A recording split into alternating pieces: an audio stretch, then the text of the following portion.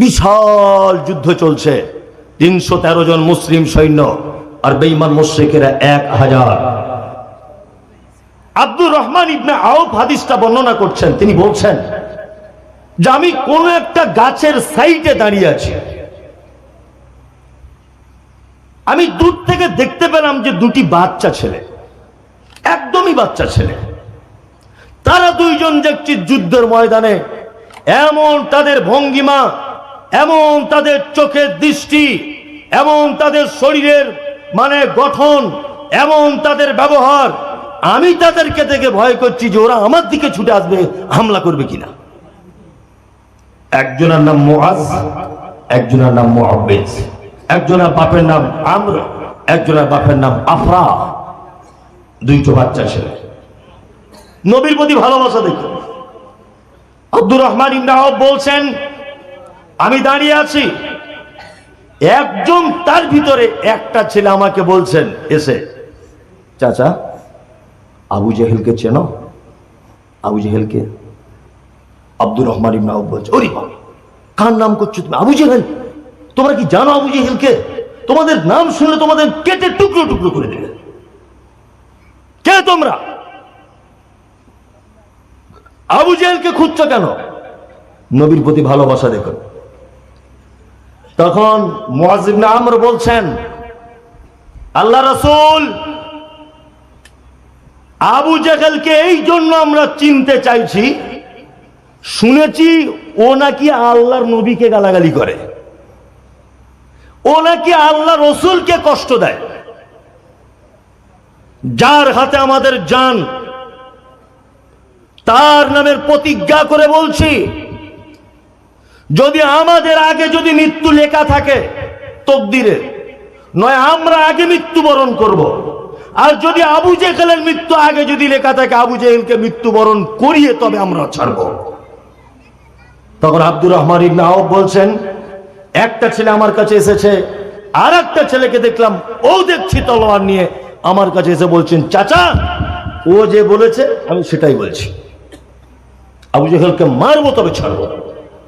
আব্দুর রহমান ইবনে আউফ বলছেন ওই দেখো ভিড়ের মাঝখানে ঘোড়ার পিঠে বীর বিক্রমের মতো আল্লাহ রসুলকে খুঁজছেন মারবে বলে, ওই দেখো নবীকে গালি দেয়, নবীকে কষ্ট দেয়, নবীকে সাতায়, ওই দেখো আবু জেহেল। তখন মুআজ ইবনে আমর বলছেন যে ঠিক যেমন ধনুকওয়ালা শিকারীর জন্য যেমন আইটেম করে, আমি তখন আবু জেহেলের দিকে আমার দৃষ্টিটা ঠিক ধনুকের মতো আইটেম করে দিলাম, যে আবু জেহেল যায় কোন দিকে দেখি, কোন দিকে যায় আবু জেহেল। আবু জেহেল আসছে, একেবারে লাট সাহেবের বেটা, সেই রকম দেখতে, চেহারা সুন্দর, আসছে মুহাম্মদ সাল্লাল্লাহু আলাইহি ওয়াসাল্লামকে মারবে বলে। বাচ্চা ছেলে দুটোর ভিতরে একজন মুআজ ইবনে আমর বলছেন আমার হাতে তলোয়ার দিয়ে আবু জেহেলের পায়ে এত জোরে আঘাত করলাম, যেমন আঁঠির, যেমন কোন খোসার ভিতর থেকে আঁঠিকে যেমন ছাড়িয়ে বার করা হয়, আবু জেহেলের পা সেই রকম ভাবে একদম খুলে চলে গেল, এত জোরে আঘাত করেছি। কিন্তু তারপরে আবু জেহেলের বেটা শেষ আমার ডান হাতে আঘাত করে দিল, আমার বাম হাতে আঘাত করে দিল। আবু জেহেলের বেটা, আবু জেহেল যখন ঘোড়া থেকে পড়ে গেছে, আর একজন মুআজ বলে ছেলেটা বলছেন যে আমি তাকে এত দ্রুত গতিতে আঘাত করতে লাগলাম যে তাকে আজকে শেষ করব তবে ছাড়বো। প্রথম মুআজ বলছেন আমার বাম হাতে যখন আঘাত করেছে আবু জেহেলের বেটা, আল্লাহ রসুল আমার বাম হাতটা চামড়ার সাথে একটুখানি লেগেছিল, যুদ্ধ করতে অসুবিধা হচ্ছিল বলে আমি হাতের উপরে পা তুলে দিলে পাটাকে ছিঁড়ে ফেলে দিলাম, দিয়ে আমি এক হাতে করে যুদ্ধ চালিয়ে গেলাম। পরবর্তীতে যদিও এই সাহাবীটি, বাচ্চা সাহাবীটি শহীদ হয়েছিলেন বদরের প্রান্তরে, দুইজন বাচ্চা ছেলে মেরে দিয়েছিল নবীর দুশমন বেঈমান আবু জেহেলকে, দুটি বাচ্চা ছেলে।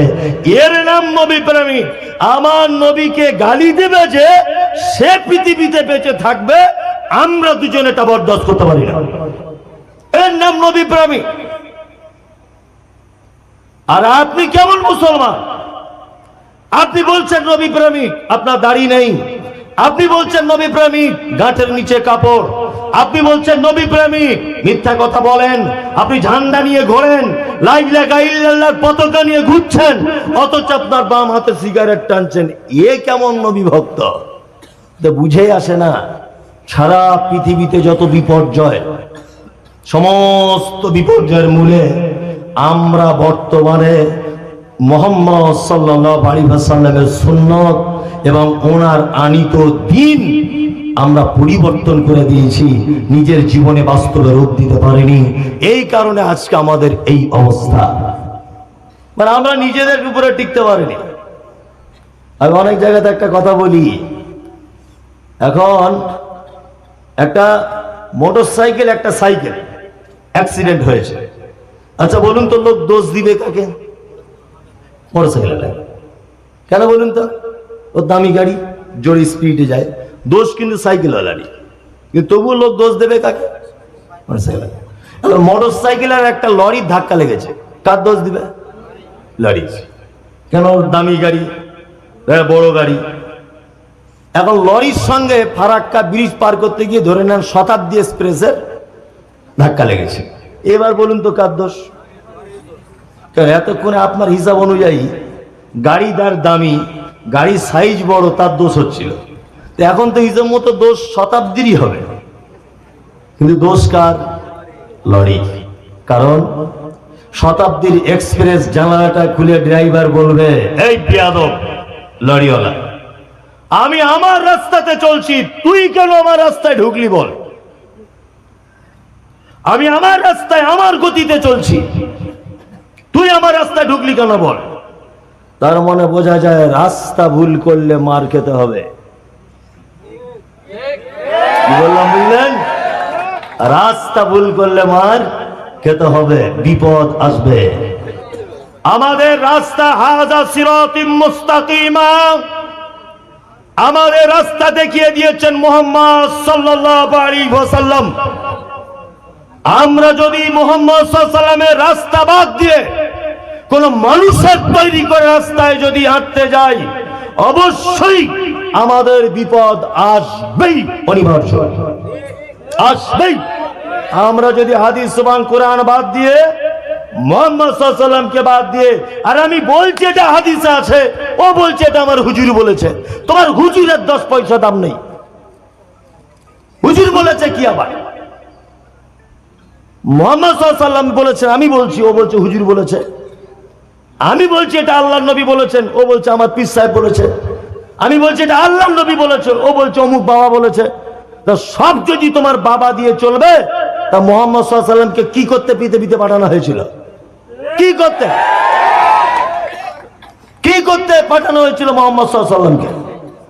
ওই জন্য যত বিপদ মুসলিমদের উপরে, যত মুসিবত, সমস্ত মুসিবতের মূল আমরা রাস্তা ভুল করে দিয়েছি।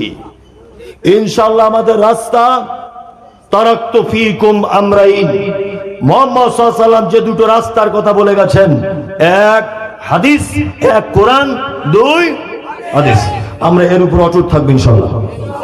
ইনশাআল্লাহ ইনশাআল্লাহ।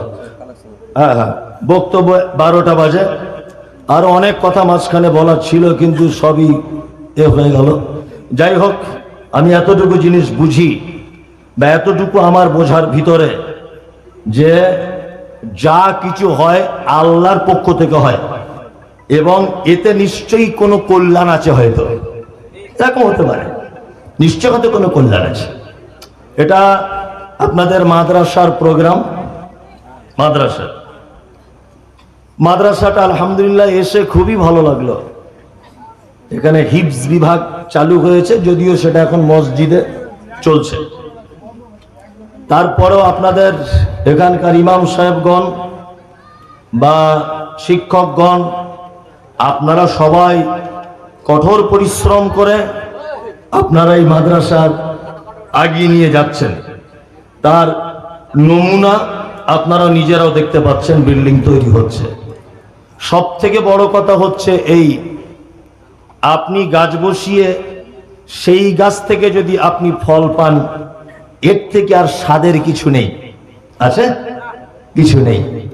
তা আপনারা গাছ রোপণ করেছেন, ইনশাআল্লাহ আগামী 2-1 বছরের মধ্যে এখান থেকে পবিত্র কোরআনের হাফেজের আশা করা যাচ্ছে ইনশাআল্লাহ। ইনশাআল্লাহ এখন 90 জন ছাত্র পড়ছে।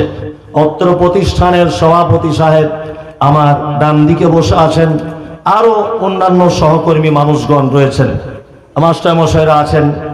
আপনারা বিনীত অনুরোধ করে আপনাদেরকে বলছি যে আপনার এই প্রতিষ্ঠানকে উন্নতের চরম শিখরে পৌঁছানো